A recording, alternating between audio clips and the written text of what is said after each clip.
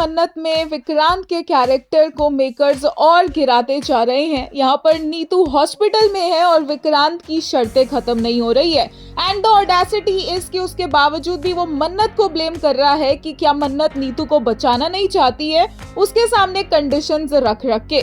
होता ये है कि पार्टी में यशिका के प्रपोजल के बाद विक्रांत एक लंबी सी स्पीच देता है, या फिर कहे कि एक तरह से इनडायरेक्टली मन्नत को ताने कसता है और बोलता है कि यशिका तुम बिल्कुल वैसी लड़की हो जैसी मुझे चाहिए थी, वरना बहुत सी लड़कियां तो धोखेबाज होती है। मन्नत हाथ बढ़ाकर कांग्रेचुलेट करती है विक्रांत को और बोलती है कि आपको जैसी लड़की चाहिए थी आपको वैसी लड़की मिल गई, कांग्रेचुलेशंस। और ये बात विक्रांत को इतना गुस्सा दिला देती है कि विक्रांत मन्नत को बोलता है कि वो कॉन्ट्रैक्ट साइन करने से पहले एक और शर्त रखेगा।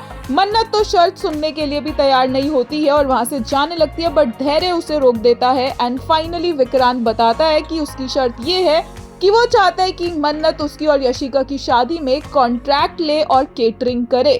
मन्नत ये बात सुन के सीधा बोलती है कि आपको लग रहा होगा कि बहुत से लोगों के पास कोई और ऑप्शन नहीं होता, पर ऑप्शन हमेशा होता है और मेरे पास भी ऑप्शन है ये शर्त ना मानने का, इस कॉन्ट्रैक्ट को कैंसिल करने का। तो कॉन्ट्रैक्ट यहीं पर खत्म होता है और दुआ आपके कंपटीशन में पार्टिसिपेट नहीं करेगी।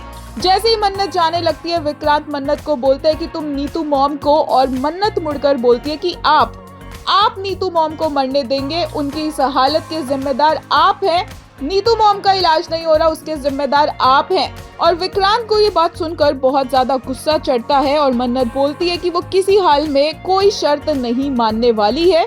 ऊपर से धैर्य फिर फाइनली मन्नत को कन्विंस कर ही लेगा एट दी एंड की और कोई ऑप्शन नहीं है। बट विक्रांत अपनी नीतू मॉम की जान के बदले एक के बाद एक शर्तें रखता जाएगा, ये किसी को भी एक्सपेक्टेड नहीं था।